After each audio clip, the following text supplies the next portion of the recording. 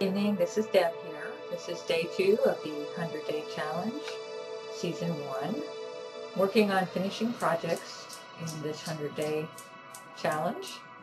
My word today is implement. There are many definitions of implement, one being a tool, the other being to do or begin a task. And then there are the byproduct words implement or implementing.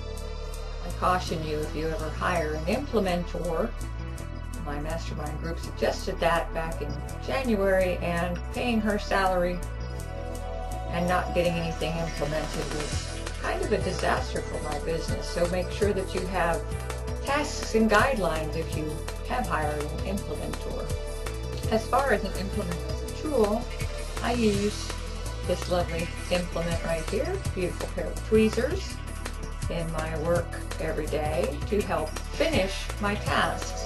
Without the tweezers, I wouldn't have a completely finished and beautifully arched eyebrow, and my clients would not be happy. As far as implementing, you must first have a plan in order to implement something. In other words, you have to have something to implement. I have found in my attempts at finishing my projects, it was the plan that was faulty. Let's take the kitchen remodel as an example. I had a plan for how I wanted to do it. I had the measurements. I knew how much the cabinets were going to cost. Unfortunately, the key thing I forgot to do was to make sure I had enough money to complete the task. Therefore, implementation was stalled because I did not have the assets to take care of that problem. So from that point of view, in order to finish that project, knowing that I still don't have the cash flow to buy the rest of the cabinets, I would turn to the universe perhaps and use an affirmation that the universe will think outside the box for me or with me and find me upper cabinets that will help me implement the plan, which will take it to its completion. So universe, you know where the cabinets are, you connect me with the person who has the upper cabinets, and I will make sure they work in my kitchen.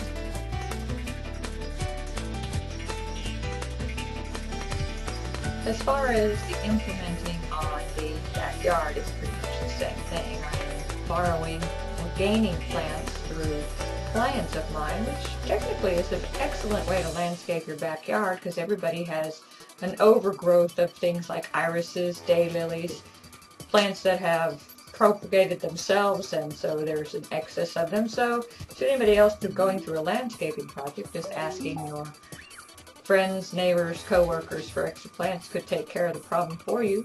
The only things I'm really lacking in the backyard landscape project would be trees, which are not really a thing that you want to be planting right now because it's too hot. However, as I send that out to the universe to find me trees, there could be a person who has a tree farm who has an excess of trees that they need to do something with, and perhaps I could find me a rose of Sharon and a redbud tree at a very good discount because this is not the right time to be planting a tree, and I would just need to make sure that I watch it really well to keep it alive. I feel like I've already made some good progress. I did finish chapter 5 of the book last night, so it's now ready to be mailed to the editor tomorrow. I got the house cleaned up today. You know, you can't exactly remodel a dirty kitchen. So the kitchen is in much better shape than it was. Just need to clean out the cabinets and kind of decide what type of upper cabinets we're going to need for storage.